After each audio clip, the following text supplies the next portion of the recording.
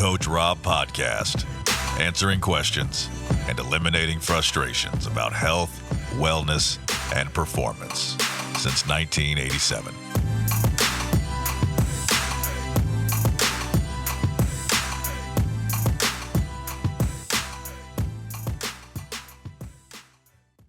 Welcome to episode 1 of the Coach Robb Performance Podcast. I'm your co-host, Dan Colvin.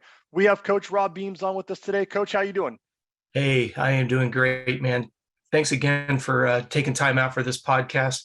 You and I have been talking about this subject for a long time, and I'm extremely honored that we've got a very brilliant man with us who's got a lot to share about his experience, and I'm looking forward to our listeners getting a chance to know a little bit more about him.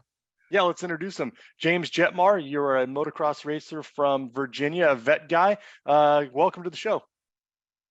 Hey, thank you. I don't know about that brilliant, Rob, but thank you very much. It's good to see you guys. It's good to be here. Well, like I said to you, Dan, off the air here, anybody who is a private corporate pilot and flies planes that are in the tens of millions of dollars, I would consider them a very smart person. And when you guys get to see James out at the track, you're going to be absolutely blown away at James. Even you and I talked about it, how guys have come up to you at half your age and are so impressed that you do shred as much as you do. So I think that's awesome. And I'm not saying that to blow smoke up your skirt. We've talked about that off the air as well. So it's very cool. Yeah, it's fun. It's definitely fun, no doubt. Absolutely. So let's get into this today's topic. This one obviously hits close to home. This is being fast and at 40 and beyond. This podcast is going to be dedicated to us vet guys. I'd say vet Rob is probably 30 plus these days, right? Yeah, I think that's I think it's a fair enough number. You know, we look at anybody that's a vet rider is somebody who's trying to balance that finite accord with personal. They've got, you know, a family that maybe even a young family jumped into that corporate world, trying to find a way to pay for racing. And then, of course, doing the racing itself and all of its busyness that's associated with it. But yeah, I think that's a fair enough number. But before we go any further, just because we're talking about vets, the things that we're going to talk about, I don't think are out of the context, even for our younger listeners, because let's call them the frustrations that we deal with as we get older. A lot of these things can be hedged off, can't be eliminated, but they can at least be buffered a little bit with just a little bit of foreknowledge. So hopefully the younger listeners will stick around and take some notes, quite honestly. Well, you're exactly right, because this applies to anybody. It's just magnified and multiplied when you get older. So it's tougher for us to manage some of these things, and we'll go through them. James, give us a little bit of your background. Where exactly you're from, what kind of riding you doing, maybe what kind of bike you ride. Give us your background. So let's see here. Been living in southwestern part of Virginia for 25 to 30 years now. We love it. Real nice area. Love the seasons. Been doing moto most of my life since started racing when I was, I think, 15 years old. Started doing actually a little bit younger with my dad. We were riding woods a lot, and I just despised the woods because I was on a 75 XR 75, and you would make it 3/4 of a mile, and then you'd foul a plug, or it was a nightmare. And I'd be acres and miles away from the van. And then one day we rode at a motocross track, and I could see the van the entire time. And I was like, oh, this is amazing. I could break down at any moment and within 3 minutes be back at the van. So then we switched to moto, and I've been doing that ever since I've been 15, racing, I guess, and 14 or 15. And I do whatever it is. I like to ride woods. I do some woods races, do some sprint enduros, but mostly, motocross. Nice. And so, Coach Robb and I were talking prior to this, and, kind of putting together this vet podcast. And, for myself, I don't do a lot of racing anymore. I'll do a couple races a year, but I do ride a lot. I ride a couple times a week, pretty much every weekend. And so I feel the same effects that I think, even us, the hardcore racers, are feeling. And we have a list of things that we go through that we're trying to manage. And Coach, I call you all the time with stupid things that I think are stupid, and you try to get me through it. But this really hits close to home for me, and I'm sure James and a lot of us vet guys. So I want to get into kind of some of the frustrations that James and I both have, and I've got a list here, Coach Robb, that you put together from a couple of the other guys, but a lot of these are the same common theme, essentially. And James, I'll start with you. Maintaining race intensity. Walk us through that. Walk us through the problems that you're having with that. You know, I'm going to be 50 pretty soon, next couple of months, and I just have a hard time turning the switch on, basically. You know, I'm very comfortable at 80%. I feel I'm safe. I could go the distance. It doesn't matter if it's a 2-hour race or if it's a 5-lap race.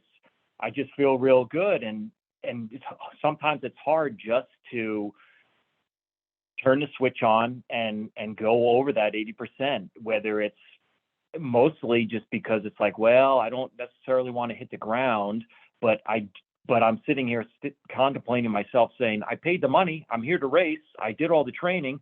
What's going on? So that's my hardest thing sometimes, is mentally just switching to be able to push closer to the limit. So, yeah. And I'm gonna go right to your number 2, and then we'll let Coach Robb, kind of to pipe in here and give us his thoughts. But number 2 for you was learning a new track, specifically jumps. And I'm wondering if that's kind of tied back into your first frustration of just maintaining the race intensity and riding, above that 80% mark. Coach, can you give us some insight? Well, for the sake of all the listeners, I want to back up just a smidge and let everybody know that what we did was we surveyed half a dozen athletes. And then what we did was we took and consolidated them down. The ones that James are going over, those are his specific. Dan, you were kind enough. You're going to share your specific ones as well. But for the general subjects that we're talking about, this is not my opinion. We surveyed a batch of athletes and we're just consolidating them. With what James is talking about right there, it's got so many different, if you're thinking about it like a tree, there's so many different forks that come off of it. The big thing that we have to keep in mind, and again, I don't mean to embarrass James while he's live with us here, is he's got so many responsibilities off of the bike. And whether we want to acknowledge it or not, we all sit with those shadows of doubt in the back of our head. Hey, I've got to go back to work on Monday morning. I've got children that are relying on me. I've got a wife that's back at home waiting on me.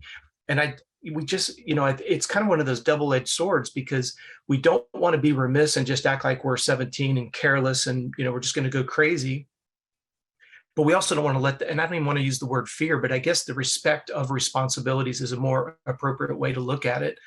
And then when you take that, like James was saying, he knows what that 85% comfort level is, because we train with heart rate monitors exclusively. We literally do our pacing off of that.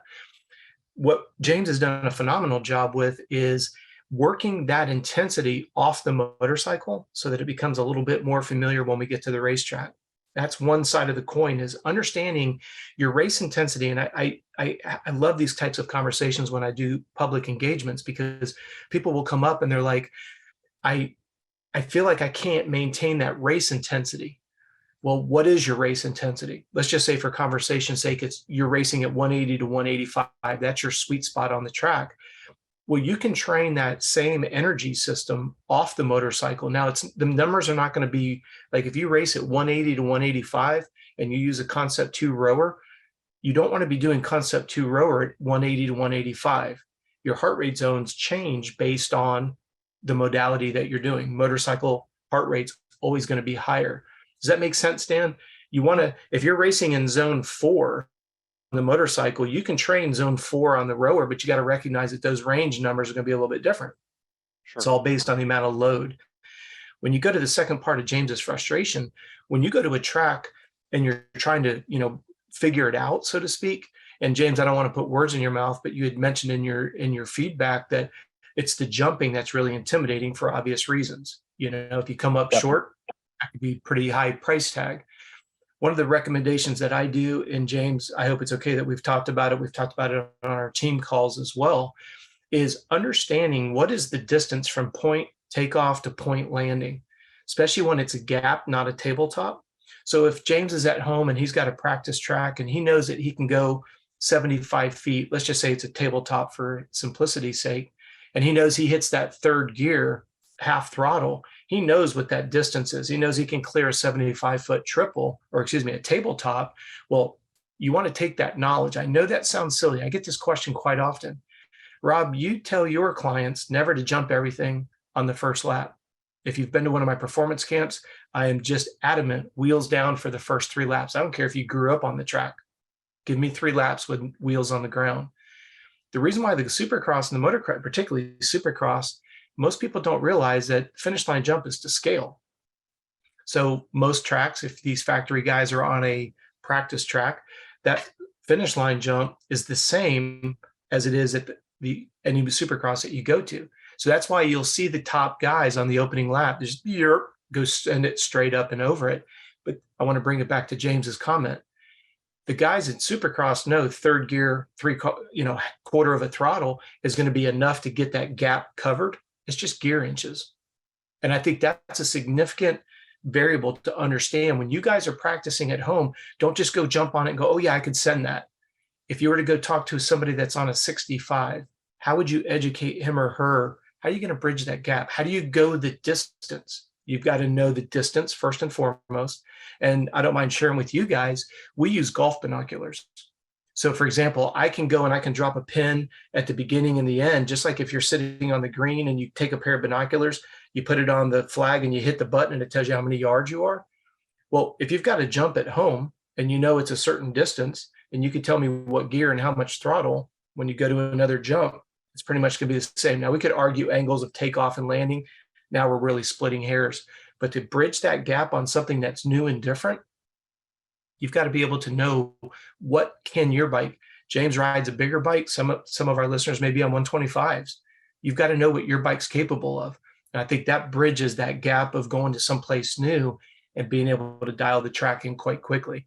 James, again, I hope I don't offend you by telling everybody a few of our secrets, but for the listeners, you guys, Google Maps, you've got Google Earth, and that's updated quite often. I think it's silly that you go to a new track and you're not sure after the first turn if the track's going left or right. You can study that. I'm not saying that the track owner couldn't have gone out and completely redesigned it, but statistically speaking, it doesn't change. Like now, Supercross, like Daytona amateur race, absolutely, it's going to be completely different. The start will be the same, but nothing else will pretty much be the same. But other than that, for the most part, they're not gutting and redesigning a track a week before a high-profile national. So that would be my 2 suggestions on those first 2 frustrations for James. And let me give just for me, what I do is, I always make sure that I'm completely comfortable jumping something. I'm almost 40 years old. I'll be 40 years old this year. And the last thing I need to do is go out and get hurt, right? Because I have a family to support, like you touched on earlier. We all have jobs, professions, families, everything else, right? The last thing we want to do is go get hurt. For me, if I'm not comfortable doing something, I just don't do it. It's not worth the risk for reward for me to go do something that I'm completely uncomfortable doing, risking getting injured. And I don't know, James, if that's you have the same take or not. No, I do, and I agree with you 100%. What I have a hard time with is driving home knowing that I had everything in me to do it and I didn't do it. And that just, I don't know if it's because I'm getting older or it's because I'm constantly telling my children to put everything that they have into a passion. But I don't know. I drive home and I'm like, why did I not do this? I'm completely capable of doing it. And you get older and you just realize, soon, eventually, I'm not even going to be able to do this. So I want to take advantage of every opportunity that I can. You know what I mean? But Dan, But I agree. Go ahead, James. Sorry. But I agree 100%. Yeah. I mean, it's always best not to jump it if that's the case. Yeah. And I think, Coach Robb, it's the mindset, right? At some point, you've got to come to grips at where you're at in your life and where what the consequences are. And I'm with you, James. I'll leave the track. I'm like, man, I know I could have done that. Why did I do that? I'm an idiot, but it all goes back to, God forbid, if that one crash happens and you're out of work for 3 months, I think at some point you just got to make the call and I've kind of gotten to that point for myself that I try not to let that bother me anymore. Even it does in the back of my head, but I try not to let it bother me because it's the best for me and my family, But take it to pro supercross, take it to pro motocross. How many times have we watched our heroes say, look, he was willing to blitz those whoops. I wasn't. I was perfectly content with living for another day. And it's hard because we're now looking at the younger group for almost some wisdom, right? They're like, we know that we've got to manage a series. We've got to manage, the year, if you will. And yes, it's easy for us to empathize with them because they have the chance of winning 100, 150 grand a weekend for every win. But think about it. And I would kind of wanted to put this back into the context of our listeners. We're frustrated because we're going back, we're driving home with our tail in between our legs. Like, gosh, I know I could have done that. Those guys are like, me not blitzing the whoops just cost me $50,000 for 20 minutes worth of work.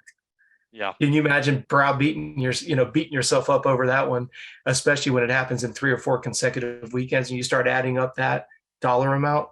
We always say hindsight's 2020, but I think it's something that we all have to keep in mind is we're doing it for trophies. There might be a little bit of contingency money here or there, but for the most part, our day job's paying us more than racing is.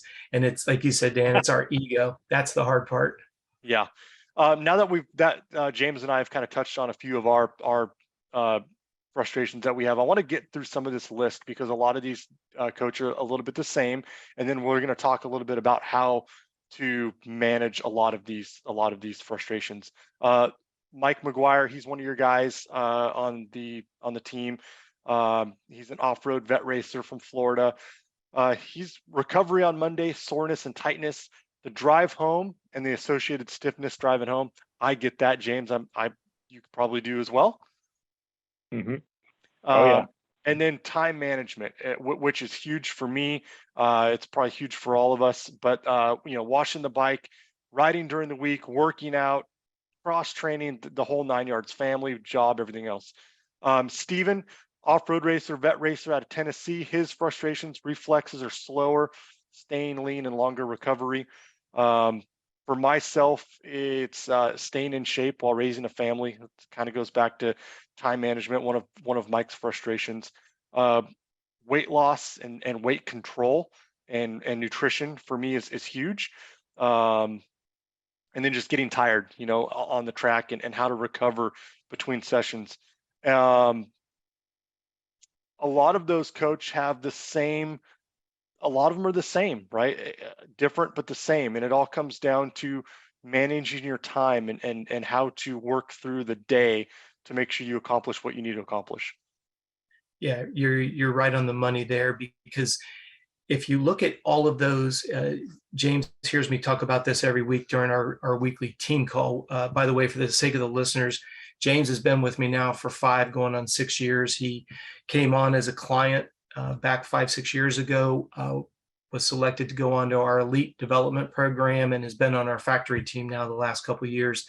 So when I say our weekly team call, we do a team call with our elite team on Tuesdays, and we do a call with our factory team on Thursdays. But the thing that, if any of the listeners stop and think about, no matter what your frustration is, Dan, it could be the nutrition, it could be the fitness, it could be the time management, all of the frustrations have to be reverse engineered and put through the umbrella of time management. I say this quite often. I've said it on other public podcasts. You can't manage time. You can only manage yourself. So if you're frustrated with nutrition, you have to ask yourself, when are you taking the time to go shopping, cook it, and actually sit down and eat it? I know that may sound a little elementary, but what's your frustration? Why are you hitting fast food? Because you don't have anything in your cooler. Why is the cooler not packed? Because you don't have anything at home to pack it with. So the problem isn't the fact that the refrigerator is empty and your cooler is empty and you're going through fast food. It goes back to nobody can do it. You have to make the time to go to the grocery store, make the time to cook it, make the time to pack it. Now you can consume it. You see how we have to reverse engineer those frustrations? And what I always say to our team is you have to start with sleep first and foremost. I find it interesting, Dan, when you look at all of the frustrations that were listed there, if it's going to be diet, it's directly related to time management. If you're looking at not having enough time to clean a bike, time management, not fit enough, time management. You go, Rob, I don't have enough hours in a day. Well, I don't mean to sound sarcastic or disrespectful. None of us have any more time than the other guy. We just make it a priority, whether that's relationships or finances or training or racing or whatever it may be. So what I want the listeners to do, if you would, is reverse engineer your week by starting with going to bed at a specific time that gives you 8 hours of sleep. Now, again, I know that's going to seem like I'm being the eternal optimist, right? I don't live in a glass house, but I make it a priority. What I want the listeners to understand is we want you, the listener, to understand the value of what you get out of sleep, because then once you understand the value, then you'll make the adjustments and you'll invest in the sleep necessary. Increased body fat is not getting enough sleep. Most of us think it's overeating. It's mainly because you're not getting enough sleep. So what we always encourage our team to do is document what time you're going to go to bed, because we all know what time we have to get up in the morning. So to get 8 hours of sleep, if you know your day has to begin at 8 a.m. because of family, maybe getting up to work out or get to work, well, then you've got to park yourself in bed by 10 o'clock if you want to get those 8 hours. Again, I don't want that to sound condescending at all. If you understand the value of sleep, how are you adjusting your schedule to make it happen? And this is the order I would encourage the listeners to do. Block out when you're going to go to bed, when you're going to wake up, 8 hours. With the remaining hours that are left in a day, when do you have to be at work? Right? I mean, we have to pay for all this sport. We have to pay for our family. When are you going to work in, going to the grocery store, cooking, and actually sitting down and eating? And James and I talked about this and joked about it quite a bit. His schedule is anything but consistent. He's a corporate pilot. He's on call. He may plan on going, he may be at a very exquisite hotel. He's planning on doing a workout. He gets a phone call, hey, meeting's over, we got to go. Well, and the reason why I presented it in that format, and James and I have had some extensive conversations, is consistency is far more important than anything else. If you can, I love this word, I can only train for 30 minutes. Use it to your advantage. Because when James gets an impromptu interruption, he has to jump on a plane, he's not frustrated that he didn't get a chance to work out because he's working his job. He gets to his destination. He knows what he wants to do when he gets there. He wants to eliminate his frustrations on the track. For our listeners, what would your frustrations be? You maybe lack sprint speed. Maybe you lack late race endurance. Maybe you lack flexibility, strength. Well, when you do have that 30 minutes, that's all you've got. What are you going to do with the 30 minutes? How do you optimize it? You see, Dan, how we reverse engineer that? Yeah. I want to ask James, because I think that's something that we all struggle with. James, your schedule is pretty rigorous with having to fly and everything else. I would assume you have a good plan, right? And a lot of times it doesn't go to plan. How do you overcome that, and how do you reprioritize making sure that you do the things you need to do? Well, improvise. I'm pretty fortunate when I'm on the road working. I'm strictly either flying or I'm at the hotel. Whereas if I'm home with the family and my wife, then I got responsibilities at the house and everything else. But when I'm on the road and my schedule changes, I'm just doing the best I can to improvise. If I have an hour on the ground, I take 30 minutes and I'll go for a walk. And I know it sounds, it's like, oh, wow, big deal. Here I am, tough motocross guy, and I'm going for a 30-minute walk. But it's better than nothing. It's better than just sitting there eating the free popcorn at the airport. And that's pretty much it. Just improvising. My suitcase, everything is always ready packed. Like, I guess you could relate this to your gear bag. It's always packed, ready to go. So that way I don't have any more time wasted. Once I get into my room, I could go and sit and say, all right, I got 45 minutes.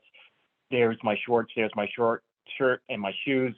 Let me go quickly to go get the workout in. And just like Rob says, you're just not you're prioritizing everything and you're not wasting any time. And it's so easy to do, especially with the phone, with Instagram, and with everything else these days. But yeah, that's basically all I could say. Hey, James, I don't want to put you on the spot here, but do you mind sharing with the listeners some of the pushback that you get from other pilots where they can't quite understand your dedication to wanting to be a national champion? I know you and I have had some really serious conversations about how frustrating it is, because it's almost like being in high school. You get badgered because your priority is to be fit. Do you mind elaborating on that? I think some of our listeners could really resonate with that. Sure. Yeah. It's funny, motocross, people don't really even understand motocross. When you tell somebody what you do, they're like, oh yeah, I remember that. I had a YZ85. I hit the power band and I looped out and I never rode again. And why are you still doing that at your age? It makes no sense. You got responsibilities.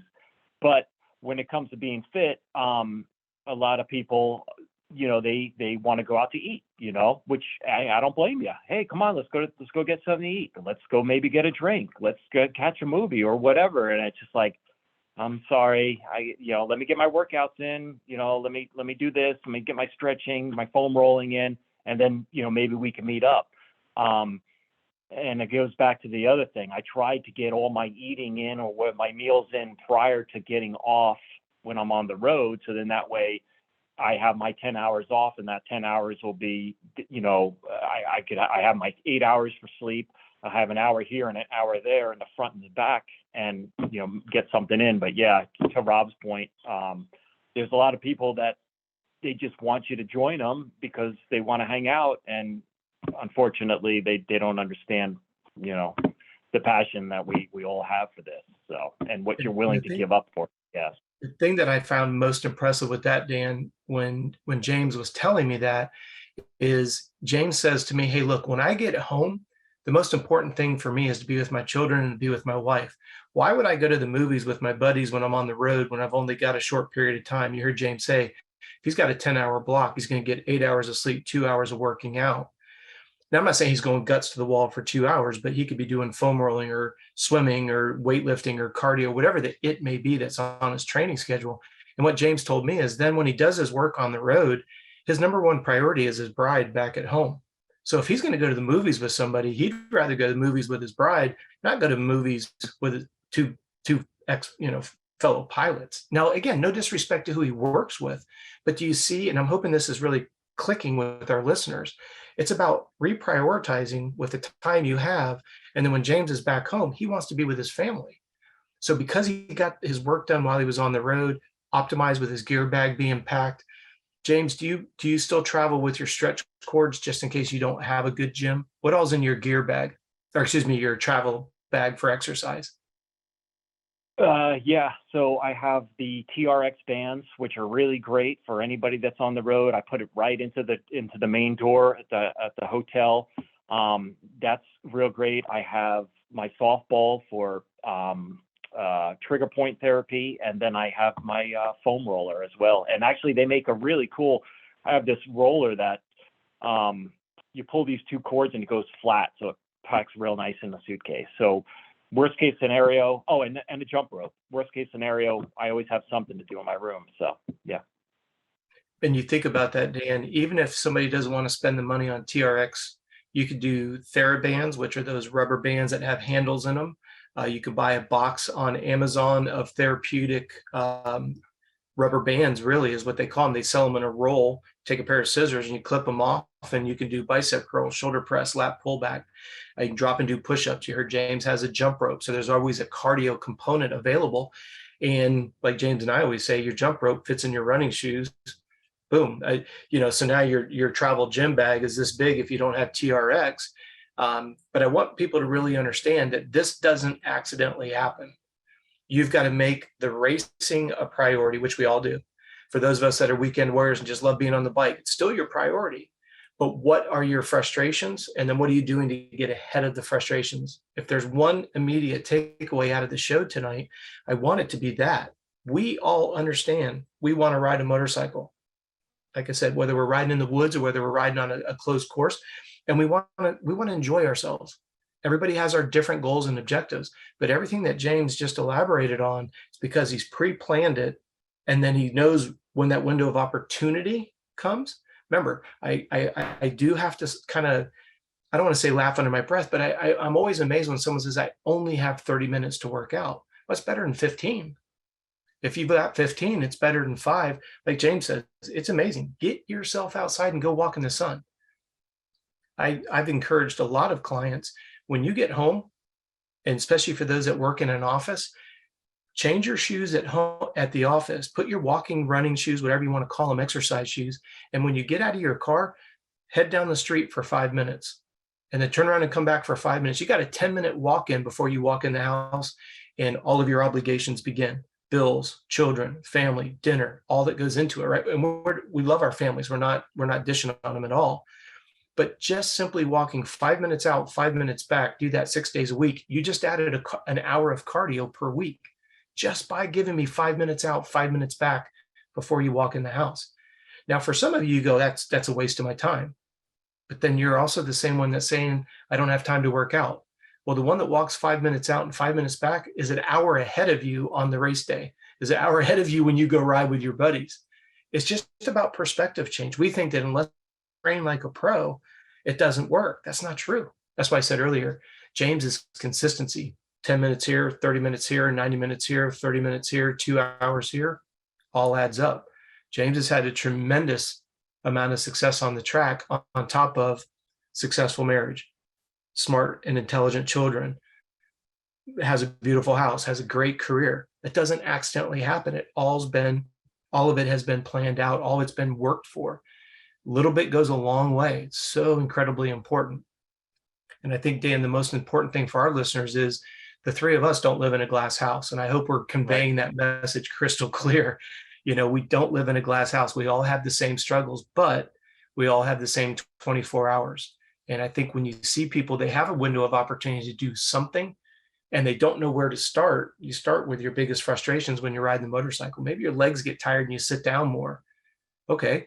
Well, at the top of every hour, do 25 air squats. Let's just say it takes 2 seconds to squat. So for 50 seconds, you just did 25 air squats. Well, how many times you stand up and sit down in one lap on your motorcycle? It's sport specific, even though you're not in the gym working out. At the top of each hour, stop and do 25 push-ups. You say, Rob, I can't do 25 push-ups. Do 2. Do them on your knees, because you're going to engage the front of your shoulders, your deltoids, your chest, your pecs. You're going to work triceps. You're going to work lower back. It'll engage your glutes and your hip flexors. All the exact same muscles that you use on the motorcycle that are screaming at you. It doesn't take a whole lot. James and I have talked about this a lot off the record. He's walking from point A to point B, and he just stops and does 25 walking lunges. Because what that does, it opens up his hip flexors. He's going to be sitting in a pilot's chair for, James, what is a transcontinental flight for you hour-wise now? What would be a realistic one? Well, depending on the winds, but it's normally just a little over 4 hours. Okay. So, when you're going to be sitting in a seat and you don't have an option of pulling into a gas station to open up your hips. You know what I'm saying? If you got a 4-hour block of sitting there, you got to remember, even if you're listening to this podcast and you're sitting, look down at your groin. You have a 90-degree angle from your foot to your ankle. You have a 90-degree bend from your lower leg to your upper leg. You have a 90-degree bend from your thigh to your torso. And gravity is resisting the heart's ability to bring that blood flow back. So remember, you were saying earlier, Dan, one of Mike's biggest frustrations is that drive home afterwards. Well, we just went out, we tore a lot of muscle tissue down. We have a lot of inflammation and swelling.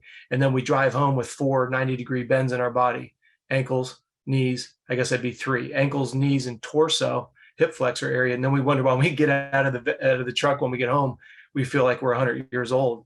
Well, it's the poor heart can only work so hard to offset those 90-degree bends. So doing a walking lunge always helps.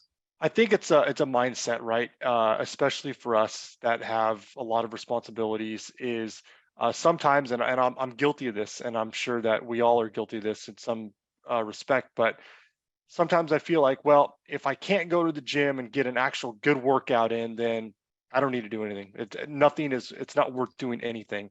And I think that is what you just broke down, where, go for a 5-minute walk or do 25 lunges or squats or whatever. Those are so easy to do. They do not consume hardly any time, but yet it's better than nothing. And I think it's just that mind shift, right? It really is. And I remember you and I were talking about when you were out at the track and you talked to a couple of vet guys, and they said that they listened to us, but that we're a little bit too complicated. And I really love the honesty of that, because that's not my intentions to frustrate people with a lot of science behind it. What I always say is I'm going to apologize, but I'm not going to apologize. And I say that totally in jest, because when someone comes to me and they go, I don't know why my hips are cramping up. And then you try to explain to them hip flexors, anatomy, just a smidge of anatomy. You try to get them to understand venous blood flow. If you guys would turn your forearm over and look at your arm, see where it's blue? That's unoxygenated blood. That's a vein. So when we say venous blood flow, it just means unoxygenated blood that comes back. But when you listen to, and again, it could be someone on a 65 or one of our listeners today, it's a vet rider. What is their frustration? Well, if I don't explain the why behind it, you're not going to really be motivated to carve your schedule up. Like James said, with the proliferation of social media, I mean, you have the ability on your phone to look at your screen time. And when you stop and you look, someone says to me, Rob, I don't have time to work out, but yet you look at your social media and you're on it for an hour and 20 minutes, 6 minutes here, 3 minutes there, 4 minutes here, cumulative, right? So Dan, to your point, when someone says, well, I don't have time to go to the gym, you just articulated it yourself, I'm not going to get a good workout in. Well, isn't it interesting? You get enough of social media by 6 minutes, 4 minutes, 4 minutes, 6 minutes, 3 minutes, you've scratched that itch. You're all up to date on social media. You know what all your competitors are doing. You know what your favorite stars are doing. But yet you don't give that same 6 minutes credit to walk down the street, or like James said, just simply go for a walk. Maybe he had a turbulent flight, very, very stressful. The last thing James's body needs, and this is very important for the listeners, James and I have talked extensively about this. James wears a Garmin heart rate monitor that gives him a stress score. Anyone who's got a Garmin watch, you have a stress score on your dashboard. We have literally adjusted James's workouts because he'll have a turbulent flight. Could only be an hour and a half. It's not going to have to be 4+ hours. Extremely stressful for a multitude of reasons why. When James hits the ground and we're supposed to do 1 mile intervals with a very short rest interval, he doesn't. He goes for a walk. He goes for a swim. He does something that allows the body to exercise and move. And it's important that the listeners understand, why do we care about movement so much? Well, if you're eating extremely healthy, and I say extremely healthy, I'm not an absolute hellfire brimstone kind of guy. Essentially, just avoid fried foods and avoid anything that's white in color, white potatoes, white potato chips, white bread. Pretty simple, right? A lot of other food options. Just avoid fried food and avoid any food that's white in color, period. Hey, just real quick. Yeah. On the food topic. Yep. You do suggest eating ice cream at night, and we could get into that at a later date, but I Yes. just want to paint the picture that you are not like hardcore, oh my God, can't have anything. Let's go down that trail, because I think it's worth derailing over to. And I mean this, if there's something that pisses me off to high heaven, it's a trainer that runs around telling you everything that you can't and shouldn't do. Don't eat gluten, don't eat dairy, don't eat red meat, don't. And again, I can sit here, Dan, you and I teased about this off the air. James, I mentioned it in our team call. I'm going to come up with a fitness program where you're not allowed to breathe oxygen, you're not allowed to go to sleep, and you're not allowed to eat food.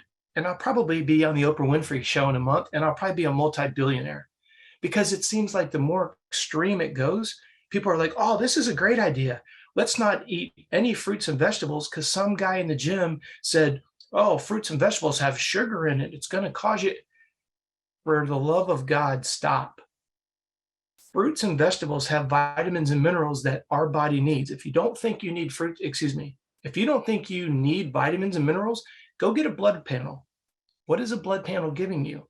It's giving you a snapshot of blood chemistry, and that chemistry is made up of the foods that we eat that are necessary for health and the production of energy. Pretty simple. So for me to go out there and say, don't eat dairy, and don't eat red meat, and don't eat gluten, it all becomes about me. Because for some demented reason, and I hope the listeners will stop and think about this, if I say to you, don't, does that make me a great trainer, or does that just set you up for failure? None of us live in a glass house. I've said that 3 times already. So, and James and I have talked about this in our team calls, and I would encourage any of our listeners that are running the Garmin, go and look at your calorie burn rate when you go ride your motorcycle, and then divide that number by 75. An extra large egg has 75 calories, just as a sense of reference. So when you see somebody that's burning 3, 4, 5,000 calories total, exercising, riding, cross training, plus what you need to stay alive, you might be looking at 4.5, 5 dozen eggs just to break even.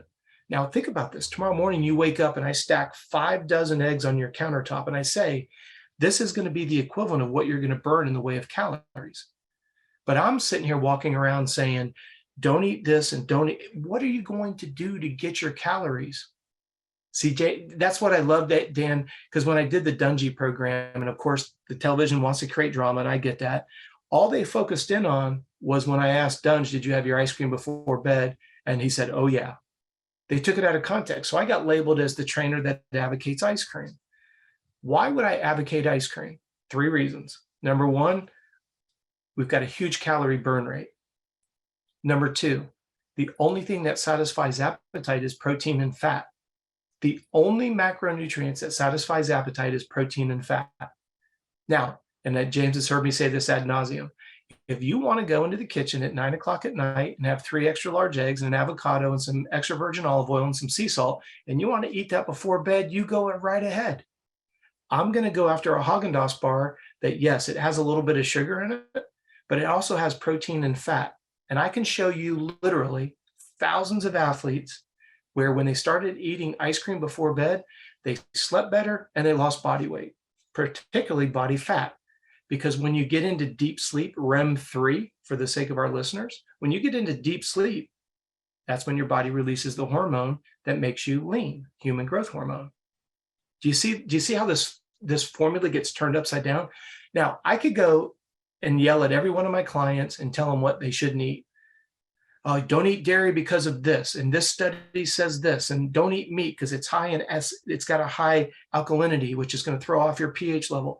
I could go down all kinds of science and beat my chest, and then you go home and you're sitting there counting 11 almonds, and that's all you're allowed to eat. I just don't, for the life of me, begin to understand it. Every single client, and whether you consider yourself an athlete or not, every single client I've ever worked with has never come to me eating enough calories. Period. End of conversation. Done. Even in our morbidly obese weight loss division, believe it or not, it's usually stress and the consumption of white, starchy, anything like raw, simple sugars. And like we said earlier, anything that's white potatoes, potato chips, anything that comes in a box, a bag, or comes in a wrapper, it's usually processed. It's garbage. So Dan, you really hit an important part for our listeners, because why does Coach Robb go on in public? Why do I go on a national television show and say, or again, I asked Dunge, because we were actually doing a max heart rate assessment. And I just asked him, because we were looking at how prepared he was to take on this test today. And I was looking at his sleep data, and his sleep data looked really good. And I asked, you notice that the television show didn't put on, hey, Dunge, I noticed that your sleep was really good last night. Did you eat your ice cream? What did they pull out? Did you eat your ice cream? Oh, yeah. There you go. So for the sake of the listeners, please stop with all the extremes. When someone says, don't eat something, ask why. Now, don't get me wrong. We're talking about eating good, clean food, preferably organic if you can afford it and you can find it. But I don't eat organic exclusively. It's hard to find. It perishes very, very quickly, and it's quite expensive. But for the sake of the listeners, walk in your grocery store, shop the perimeter, and you're done. If you eat something out of the perimeter of the store every couple hours, you're going to notice your body fat's going to drop. If you get 8 hours of sleep, you're going to notice your stress is going to drop. You sleep better. You go to bed satisfying hunger, just like an infant. You sleep better. When you get to deep sleep, REM 3, your body releases HGH, growth hormone, human growth hormone. You wake up leaner, and you don't allow yourself to go more than 2 hours without grazing on a fruit, a vegetable, and a piece of protein. Now you have stabilized blood sugar. Now what we have to work in is the subject of stress. And that's something that we talked about at the beginning of today's podcast, is stress really becomes the variable that we have to balance because of family, job, finances, riding, cross training, the athleticism. You see the paradigm shift? That's what I really hope that our vet listeners are really getting out of this conversation. Yeah, and I want to get into that. I want to recap that last segment. The two things I picked up was eat ice cream because it's good and it's healthy for you, actually. And two, the 5 dozen of eggs that you said that we need to eat is going to cost us $1 million now. That's exactly right. Well, and in all fairness too, remember, the reason why I say ice cream is because it's a feel-good food. Most of us remember growing up and your parents would reward you with a good, they'd give you a bowl of ice cream. The point is run it always through an infant test. And yes, I understand as you get older, your body produces less hormones. Again, I've got degrees in physiology. I don't need somebody leaving us a nasty message saying Rob's taken out of context. And in all truthfulness, when somebody leaves me a real snide comment, they're usually the ones taking it out of context. I'll give you a perfect example real quick, Dan. When somebody says, oh, Rob doesn't agree with high intensity interval training, HIIT training.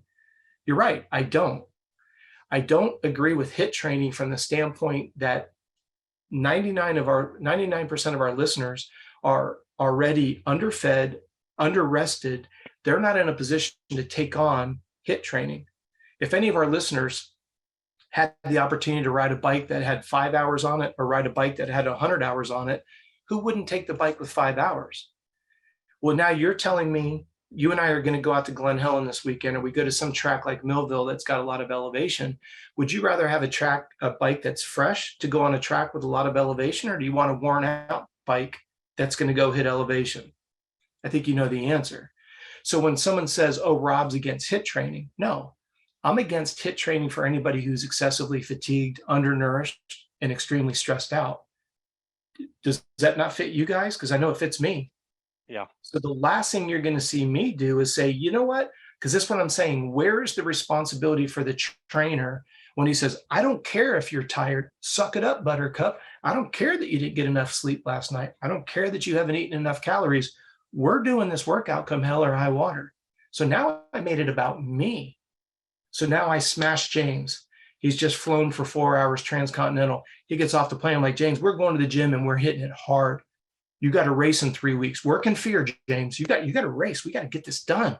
So I take a James who's tired, mentally fatigued, been under a lot of stress. His adrenal system is already wide open. And I take and I smash him in the gym. And I walk out and I'm like, you're right, man. I'm your trainer. I'm the man. Don't mess with me. Right. And then 3 weeks later, James starts having interrupted sleep patterns. He starts putting on some body weight.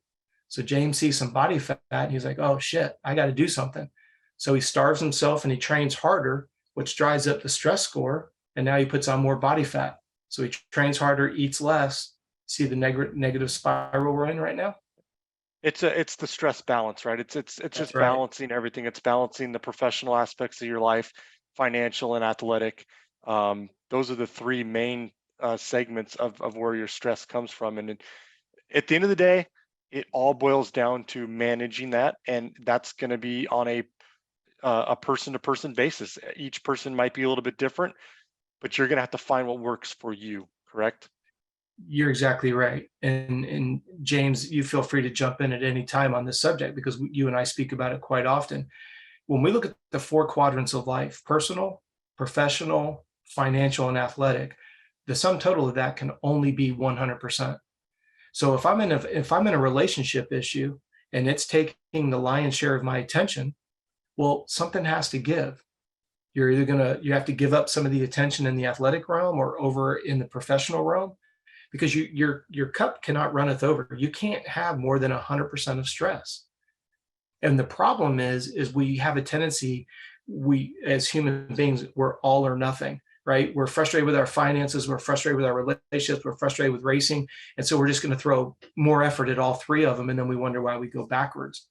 Get them in balance first, and then focus on each one of them. And then I don't want this conversation to sound like a life coach conversation, but that's really what it boils down to, because we opened up by talking about what? Time management. And then if you go back to that teeter-totter, and I want to publicly give James a tremendous pat on the back here, because When you look at the balance of stress, the only thing that can offset stress is getting enough food and sleep, both on the quality and the quantity side. That's why I want, if you reverse engineer this, James, do you mind sharing with everybody? You and I have talked about like when you're on the road and in regards to how do we adjust your calorie intake? Do you mind elaborating on that based on what we have in the Garmin dashboard? How do you make those adjustments? Well, just like you say, it's all based on, I'm looking at Garmin, I'm looking at my activities. Like right now I'm in a heavy base period. And this is actually kind of funny because this goes back to not eating with the guys. But then when I do go out and eat with them, then they don't want to go back out to eat with me again because they see how much I eat because I'm compensating for all the training I'm doing. And they're like, what the hell? This is ridiculous. You must have something wrong with you. How do you stay looking like that? And then they don't even ask you to go out to eat again because they're eating a stick of broccoli and they're, 30, 40 pounds overweight and they didn't eat breakfast. They didn't eat lunch. And I'm like, what are you eating all day long? Oh, well, I had coffee. I'm fine. And I'm like, no, man, you got to eat. You got to eat if you want to lose weight. But to your question, yeah, it just depends on where I'm at in my training program. Constantly going after the red meat. Constantly, if I'm doing a lot of base and I need my carbs, I'm eating. There's no doubt about it. I do my 3 full, very, very full meals, and in between I'm snacking as much as I can on nuts, fruits, protein shakes, whatever I could get.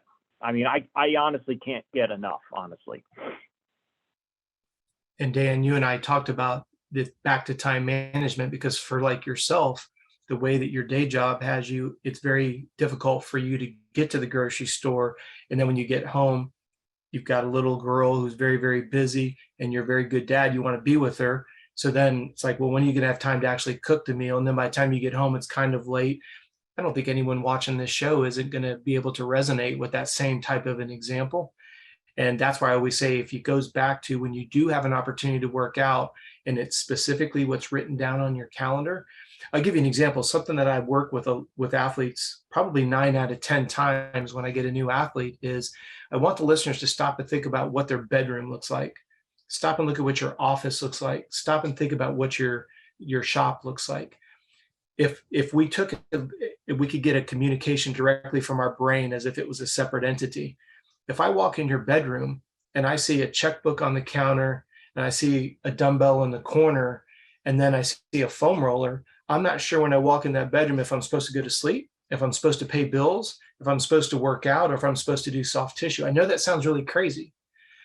But if you look at the most successful people in the world, when you go into an office, it tells the brain we're here to do work and they're there for a specific amount of time and they get done what they're there to do and then they get out. They don't dollywag around.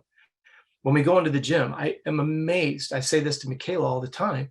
I'm amazed. I'll go into the gym and I'm not going to elaborate on everything that we do with our athletes because that's kind of our Coca-Cola syrup. But the idea is when you go in the gym, you should always be working, but when you're working, something else is resting. And I'll get 5 exercises done, or I'll get a complete cycle of exercises done. And I literally will watch someone sit beside me and they will sit on their phone for the entire time. Now, I don't know if they're getting credit for being at the gym for an hour or they just have no responsibilities, but I'm amazed. I can do a full body workout in 35, 40 minutes and leave. Like yesterday, I did a 35-minute workout and then I went and swam for an hour and a half. And I don't know what these other people get done. And that's the most important component is when I go to the gym, I'm not on social media because I'm not in the gym to be on social media. I will confess the only thing I do is I put my iPhone on, turn the ringer on. So if a client does reach out to me, and particularly like with a James, who's very quick on his questions, but nobody's reaching out to me to talk about the weather. They have a frustration or they need an answer to something quickly. I never stop working out because my system allows me to answer his question. It puts it in text and I keep moving. But what I don't do is go to the gym and sit there and look at social media and look at reels and look at all this other nonsense. When I go into my bedroom, my brain is being told it's time to go to bed. It's dark. It's very cold in there. I have a fan. My body knows when I go in that bedroom, it's time to go to bed, but I don't tease myself by walking in and then walking out, walking in and walking out. Yeah, I go in because it's time to go to bed. When I come into my office, I only walk into my office to get the work done. You won't see, if you go to if you were to look at my search history, it's literally, I'm going into Microsoft Outlook, I'm checking my clients' emails, I go immediately into Garmin, I check my clients' dashboards. If I need to dialogue with a client to adjust the workout we do, and then I go right into research. And then I go towards the end of the week, I go right into writing their training schedules for next week. It's a very methodical process. But what you won't find in my office is you're not going to find a foam roller. That is in a room that we call it the pain den. And we've got bicycles on trainers and we've got our foam rollers in there. You know, we go to the gym for our strength training because we also swim. So we use the pool as well. But there was a time when I had a room that was nothing but weights. So I went in there, my stationary trainer was there, my Concept 2 rower, my skier, all the stuff, right? But that room is a workout room. That office is an office. And when you send that conflicting message to your brain, we wonder, and again, I know it sounds like a little psychoanalysis here. Your brain walks in the room and it's not sure what it's supposed to do.